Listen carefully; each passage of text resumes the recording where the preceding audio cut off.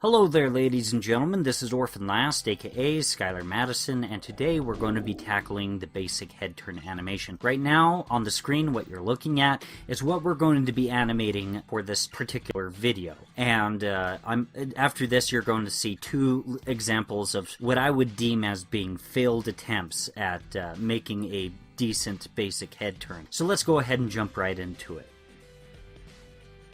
So I start out by naming the new scene Basic Head Turn, and I make the camera size HD 1080 by 1920, and I change the DPI to 300 and create the scene. Now the first thing that I did was I created a raster level and called it Basic Head Turn Rough Pass, and I changed the DPI for this particular level to 300. I changed the color to my Paint charcoal brush style to a greenish color. To be honest, you can use any color you want, but I just thought green was a good color for rough animation. One thing that I like about the Paint integration is that you can have various Paint brushes and have them appointed to a style, as if it's like a swatch and such like that. And you can switch to them by using the number keys on your keyboard. Just keep in mind that the 0 color is the 1 key on your keyboard. I also made a style for one of the Paint eraser brushes. So I'm transitioning from the Paint charcoal brush style to the Paint eraser style with the number keys on my keyboard. If you use the default eraser, which has the keyboard shortcut A, you'll notice that it's pretty abrasive, and I really didn't like that at all. It made me feel rather sloppy, roughing out the failed attempts at the basic head turn animation. So you might want to have a similar workflow to what I'm describing. And it's kind of cool, because it's kind of like creating your own keyboard shortcuts for your brush and your eraser without having to worry too much about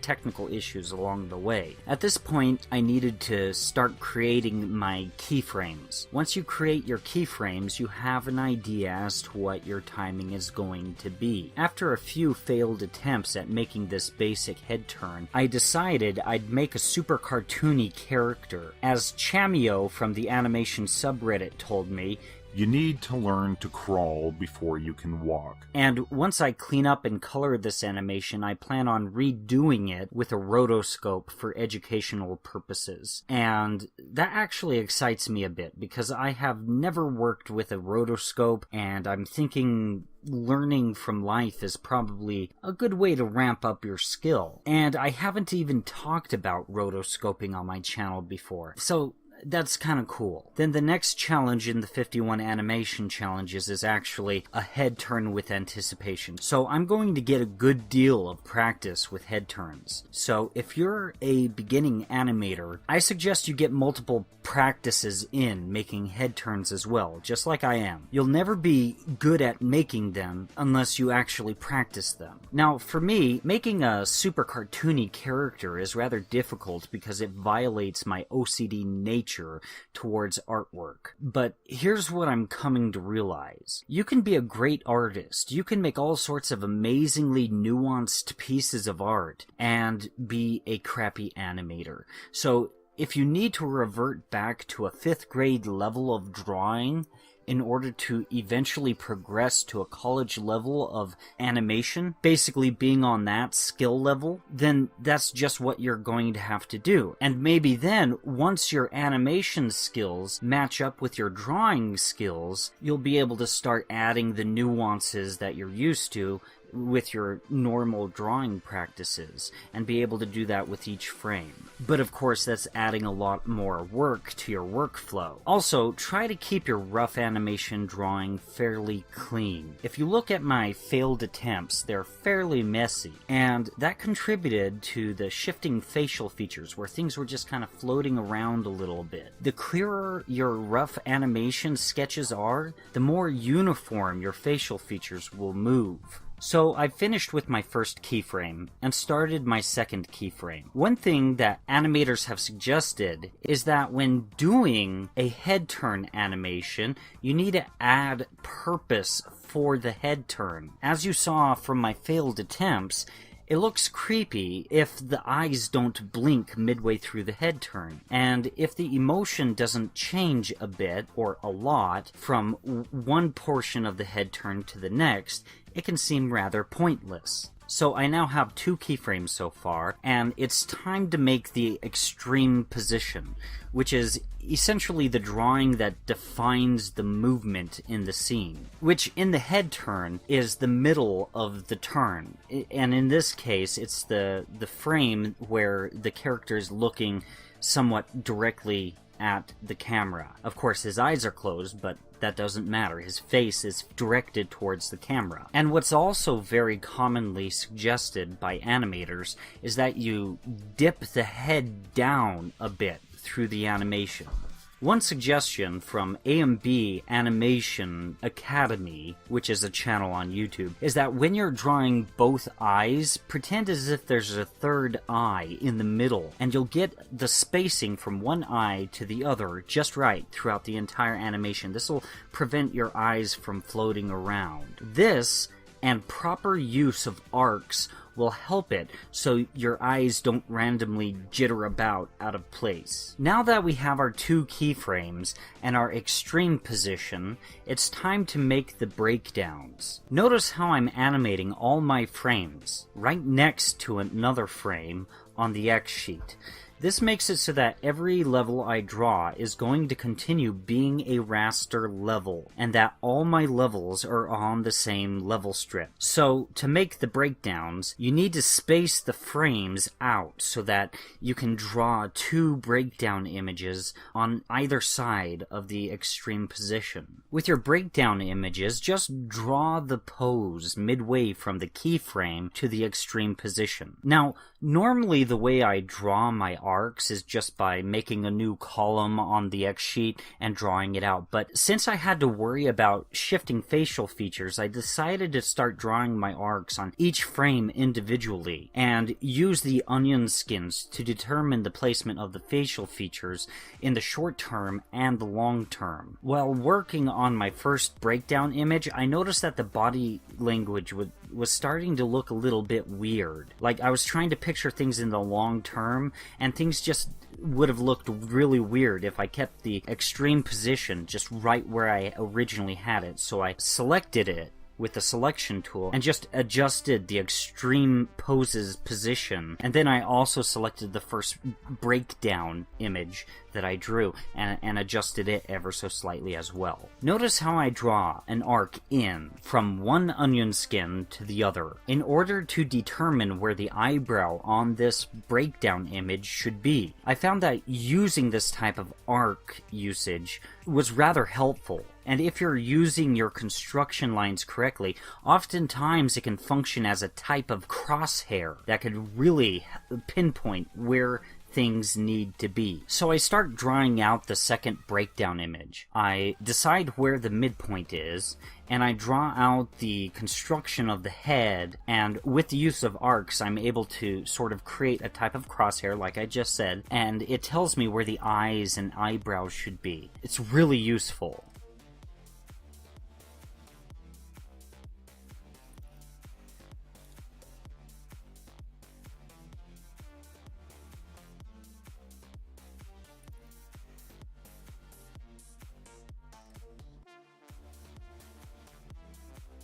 Now it's time to start in-betweening, now that we have our keyframes, our extreme positions, and our breakdown positions all laid out. Now, A&B Animation Academy has a tutorial on head turns, and a link to his video will be included in the video description below. In it, he uses a spacing chart, and I've never used a spacing chart before, and I decided that I'd take his spacing chart and kind of just place it into this animation. Now, his tutorial is completely different than this video, so I'm not doing anything illegal here. I'm just I'm just taking something that he created, the spacing chart, and decided to use it so that I could figure out how to work with it. Just give me a little while and I'll be sure to give you guys a full tutorial on the spacing chart, not just how to use it, but also how to make one. This video right now, it's primarily focused on how to use this spacing chart. So just bear with me, just give me a little bit more time and I'll figure it out. So most of the time, animators animate things in twos. So although you're working with 24 frames per second, most of the time you're only drawing 14 frames for each second of animation. And you're just exposing most of the drawings for 2 frames.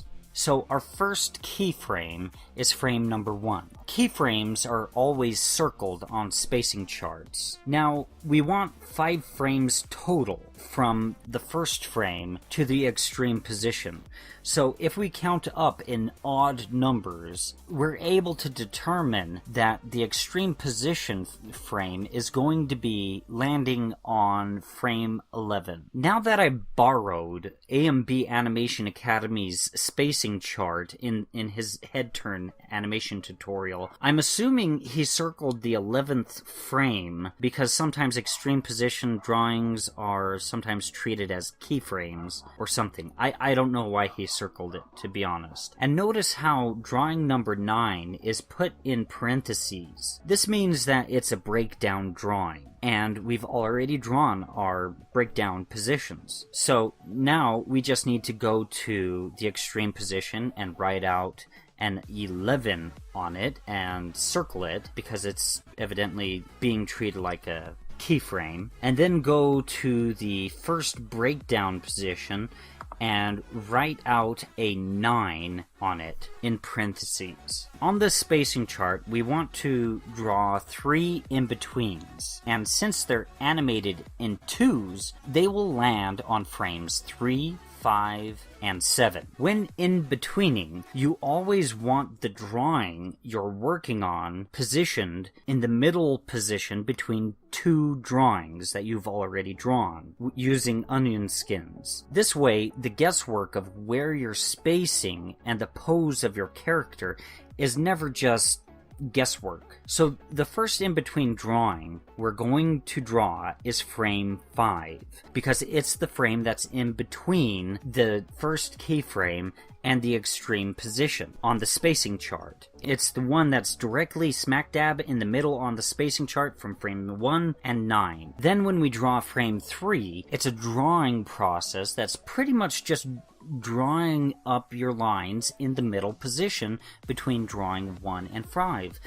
We always want to be drawing a picture in between, like directly in the middle of 2 onion skins. And that's why we're basically drawing everything out kind of out of order on the timing chart, because it's just, it allows you to draw an image smack dab in the middle of 2 onion skins. I understand that all of this is sounding pretty technical, and it kind of is, but I feel like I'm starting to understand the spacing chart moderately well. So if you have no idea what I'm talking about, feel free to play this video in slow motion. Just write down what I just said on a piece of paper, look at what I said, look at the spacing chart, and then try to apply what's being said inside of your workflow.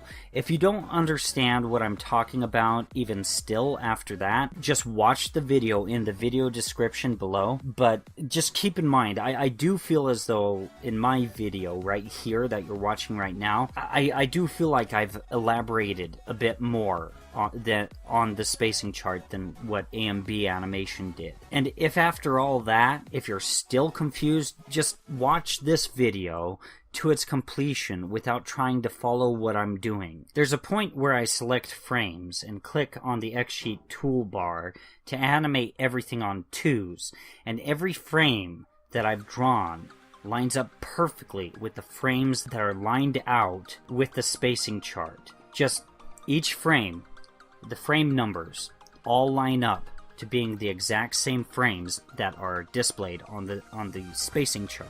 To be honest, I understand how this can be confusing. I really didn't know what the heck I was doing as I was doing it. But all of it made sense to me once I decided to animate everything on 2s. Once I felt like I was at the stage to animate everything on 2s. Everything just clicked into place. Now, in this animation, we have 2 spacing charts. The first one that I made was a slow out chart. So basically, it starts out slow and then speeds up as it goes towards the extreme position or the target keyframe. The second one, we're going to create on our extreme position, okay? And it's going to be a slow in. So basically, from the extreme position, it's going to be a faster movement and then slow down as it moves towards the last keyframe. So our second breakdown image is going to be frame number 13.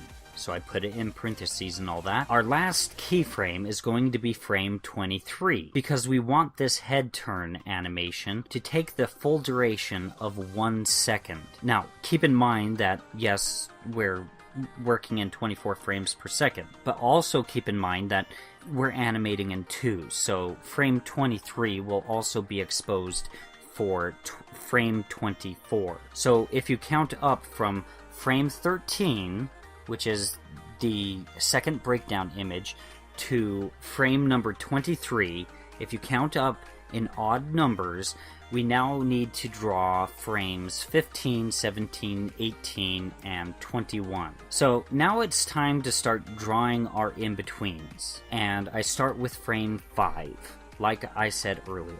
Again, notice that through the animation process, I'm moving to one onion skin to another to determine the immediate to long-term arcs of the animation, just frame by frame, which helps me determine where the eyes, ears, mouth, nose, and eyebrows go.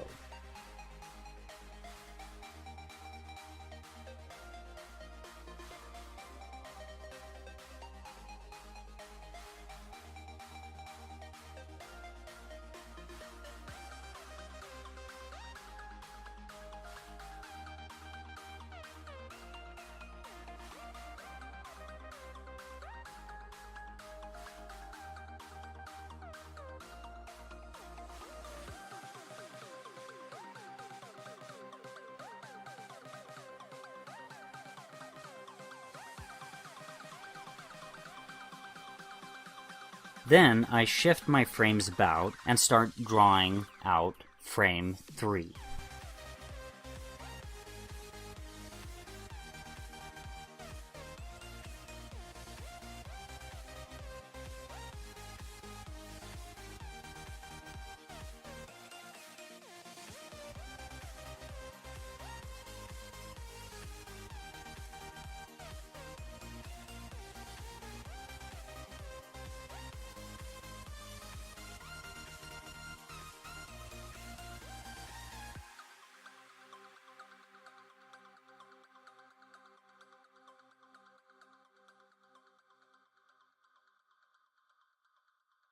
Once I'm done drawing frame 3, I do a quick check to make sure that the volume of each frame is just right.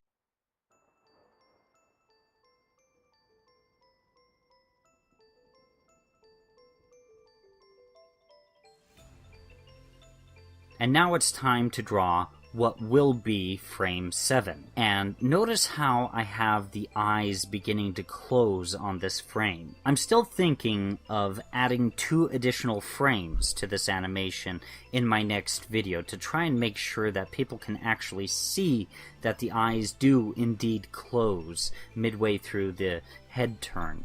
Because even after this video, I feel as though people aren't able to see it. But I'm thinking about maybe those 2 additional frames will be animated on 1s, because I'm pretty happy with the timing of this animation.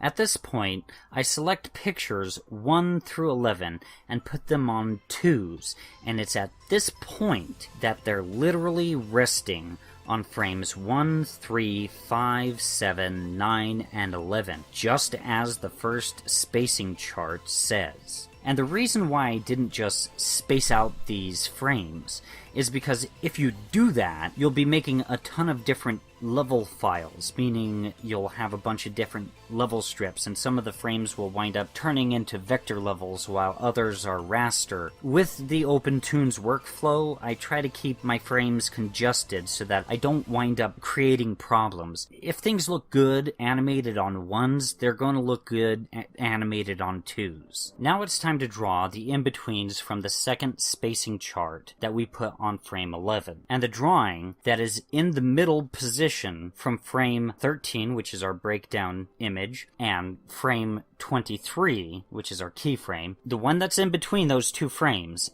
is frame 15. So I start drawing frame 15. And on this upswing from the extreme pose, I've made sure that I really focus on the transition of the character's expression. I've done this all the way through the entire animation, but this seemed like this was the point where it was the most important, where it definitely needed to make sense. Because everything is slowing in towards that last keyframe. So any problems with the expression is going to be totally obvious, because there's going to be so many congested frames right there where his expression is starting to change. On the spacing chart, the frame that's in the middle from 15 and 23 is frame 19. So I go ahead and draw what will become frame 19. One thing that I've noticed about drawing your arcs on one frame to the next is that it pinpoints when you've made a mistake in the placement of a facial feature. In this case, it was the placement of an ear on a frame that I drew earlier, a frame that I had already drawn. So this helps you catch your mistakes and make sure that you're not making mistakes as you're going along. Notice that through this whole process, by and large, all I've been doing is always drawing a position that is smack dab in the middle of two frames, in the middle of my onion skins. And then I draw frames in the middle of those on either side of the new frame. Pretty much, by and large, that's what I'm doing. So now it's time to make a drawing in between 15 and 19. So at this point, I draw frame 17.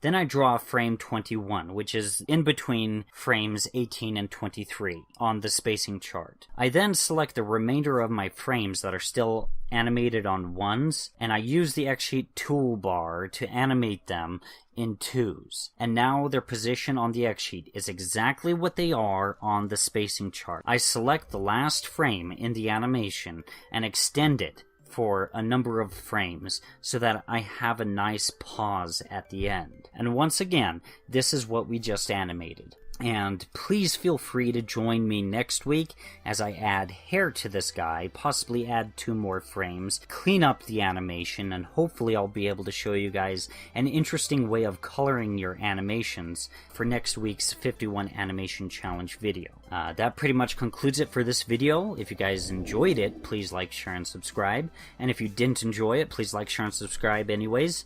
You guys have a great day.